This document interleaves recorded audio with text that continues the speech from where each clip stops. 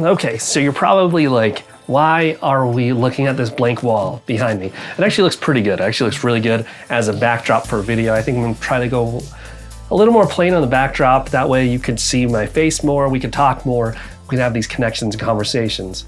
Now, I'm not sure how the audio sounds, but in my studio here, I'm sure that it sounds very hollowy because I've got blank empty walls here.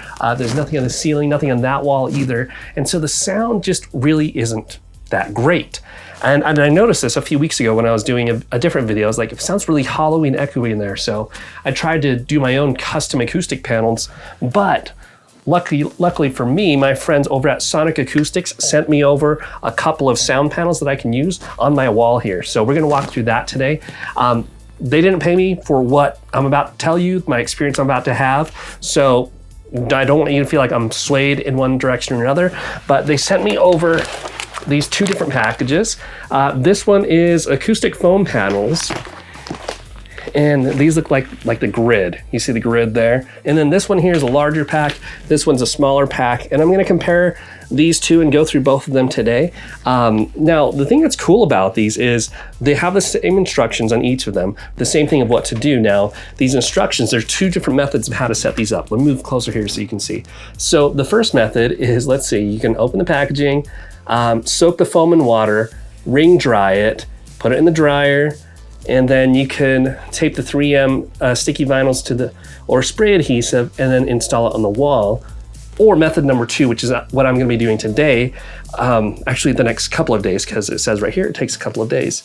You open the packaging, you let the foam sit for 24 to 48 hours, tape the 3M adhesive on there, spray the back adhesive, and also you install it. So instead of soaking it in water, for me, it just seems kind of like a longer process.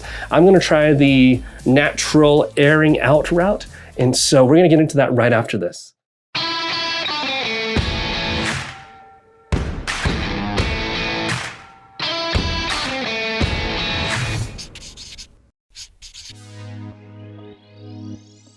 Okay, welcome back. Let's open up these packages. They're pretty compact. This is a big package.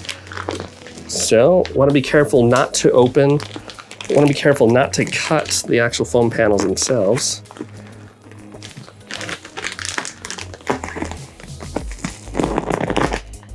Those expand pretty quick, I've noticed, as I start to open it here. They are starting to decompress. Now, if you can see here, they're already starting to decompress right in front of our eyes. Let's see. So I peel this off. There's shape to that. Look at that shape. I think this one is the one that kind of like goes up on one side and then it goes lower on that angle there. See how they're expanding? 4. So I'm gonna set these 4 to the side to let these expand for the next 48 hours. I wanna do the rest, but for the sake of this video, I'm not gonna do them all. Okay, so there's that package. Let's do this one. Okay, you see this one has like a grid on it. You can see a pattern on that, and that's pretty flat. So naturally, these will expand. We got 1. You see right there. That's how they expand, or what they expand to. Okay, we're gonna set these 4 to the side. So the thing is, I don't know how many are in each of these packs, but I'll follow up, and by the time you're actually watching this video, I'll have the links for those in the description. But you see the thicker package and the thinner package. I thought there was only gonna be a little bit in the thinner package, but I've still got plenty. I took out 4, and I've still got plenty in here. So I'll let you know what those are. So let's give this one and this one 48 hours to expand, and we'll come back and revisit. Okay, so here we are. I let these things kind of undissolve for over 2 days. And you can see here, they're quite thick now. They went from their flat state to this thicker state here. And they did that by themselves. Now, the thing is, you could either just let it sit and let it expand, or you could put it in the dryer and let it expand with the heat. And I would actually recommend the latter. The reason being so is, I don't know how close you could see, but this corner right here is still a little thin, and I feel like washing and drying would help fluff that right up. So this is how they look. We've got a couple of these kind of tiles, and as well as these kind of tiles. And what we do from there is we have this 3M sticky tape, double-sided tape, and I had to order this separately, so I'll have a link for that. So my next move is that I'm gonna cut strips and put 1 and then 2 strips on there. So just like this, I'm going to get a strip there, lay it on top, or on bottom on the back side, and do another strip. And then put it on here.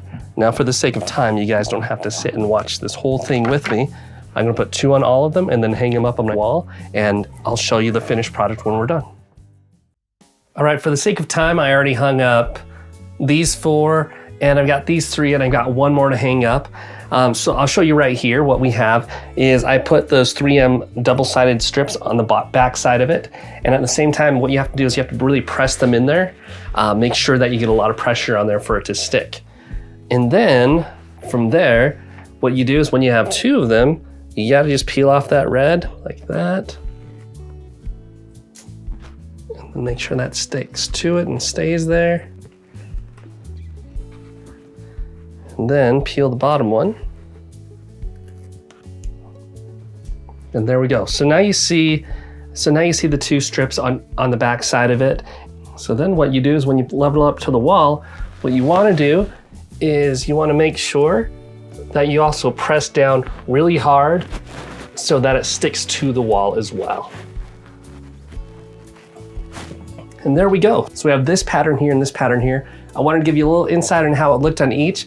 I actually am more of a fan of this. It just feels a little bit cleaner. This one feels a little busy. Also, what I've seen is that people do them like diagonally and do their own patterns. And so you could actually do any pattern that you want.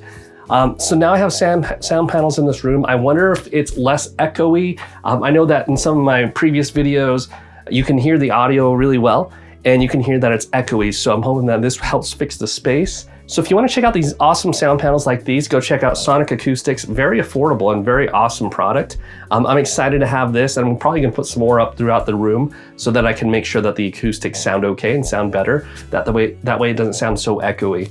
And if you want to check them out, I'll have a link in the description below. If you found value in what you saw, go ahead and leave a comment below. Let us know what you think. And yeah, if you want to hang out some more and talk tech and camera and workspace setups, go ahead and hit that subscribe button. Again, my name's Roger saying thank you so much for watching, and I'll see you in the next one. Peace.